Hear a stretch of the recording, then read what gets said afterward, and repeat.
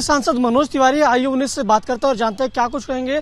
जिस तरीके से चुनाव परिणाम के बाद अब विपक्षी दलों के द्वारा ईवीएम पर निशाना साधा जा रहा है और सवाल उठाए जा रहे हैं। अब जो विपक्षी दल है वो ईवीएम पर सवाल उठा रहे, जैसे दिग्विजय सिंह के ही नाम ले लें तो वो कह रहे हैं हम बैलेट पेपर पर तो जीत गए थे, ईवीएम में कुछ गड़बड़ी बता रहे तरीके से। देखिए, इतनी बड़ी रिजेक्शन हुई है मध्य प्रदेश से कांग्रेस की, छत्तीसगढ़ से कांग्रेस की, राजस्थान से कांग्रेस की, तो अब कोई ना कोई बहाना तो चाहिए।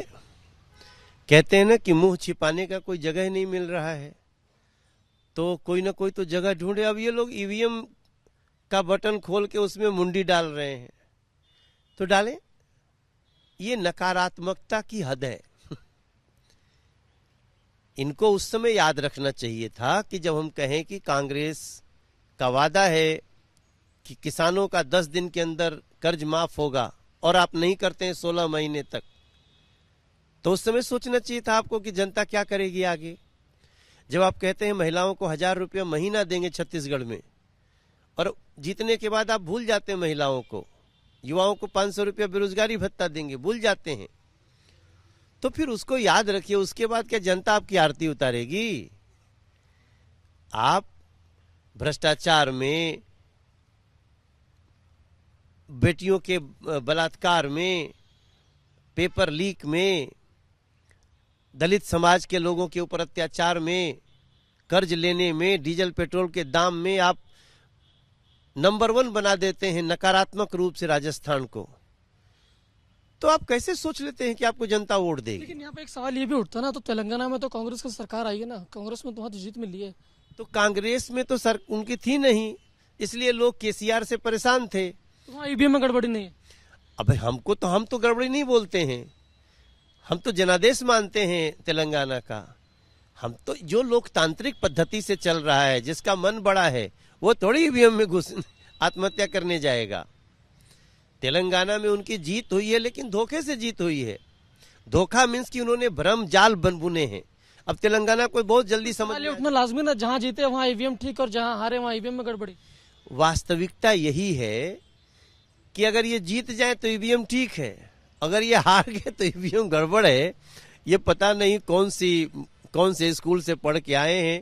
मुझे लगता है कांग्रेस इस समय बोल रही है, यही बहुत है, क्योंकि कांग्रेस को जो झटका राजस्थान, छत्तीसगढ़ और मध्य प्रदेश ने दिया है, उसके बाद इनका खड़ा होना भी मुश्किल दिख रहा है। अच्छा, विपक्ष के नेता है अधीर रंजन चौधरी, यानी कांग्रेस के नेता है, और उन्होंने कहा कि ये मोदी की जीत है, बीजेपी की जीत नहीं।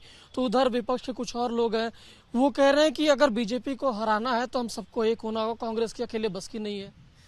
देखिए, बीजेपी को हराने के लिए अगर आप आगे बढ़ते हैं तो ये देश की जनता आपको हरा देगी। क्यों? क्योंकि बीजेपी के नेता नरेंद्र मोदी जी हैं, जो 80 करोड़ को फ्री अनाज दे रहे हैं, अगले 5 साल तक देंगे। अच्छी सड़कें दे रहे हैं देश को, अच्छी बुलेट ट्रेन हमारे ये वंदे भारत ट्रेन दे रहे हैं, बुलेट ट्रेन की तैयारी हो रही है। गरीब लोग भी उड़ान भर रहे हैं हवाई जहाज से। घरों में लोगों की गैस कनेक्शन है, लोगों को चूल्हे के धुएं से मुक्ति मिल रही है, लोगों को 5 लाख रुपए के फ्री इलाज मिल रहे हैं।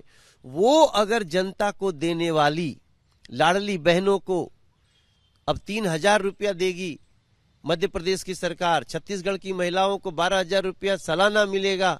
अगर इतना देने वाली बीजेपी को हराने जाएंगे तो आपको देश की जनता मिट्टी में मिला देगी।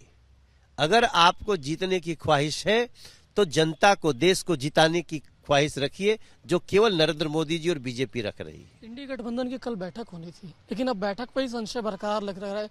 ममता उधर मना करे, नीतीश का उधर आना संभव नहीं दिख रहा है, अखिलेश का उधर पन्ना एक तरीके से कन्नी काट रहे हैं। हम इस पे कोई कमेंट्स नहीं करना चाहते हैं। ये इस समय जिस स्थिति में 3-4 राज्यों के चुनाव ने इनको पहुंचा दिया है, मुझे लगता है बहुत लोगों के पैर नहीं उठेंगे मीटिंग में भाग लेने के लिए। बहुत बहुत शुक्रिया हमसे बात करने के लिए। बीजेपी सांसद मनोज तिवारी थे। वीडियो जर्नलिस्ट उज्जवल के साथ गणेश पाठक, रिपब्लिक भारत, दिल्ली।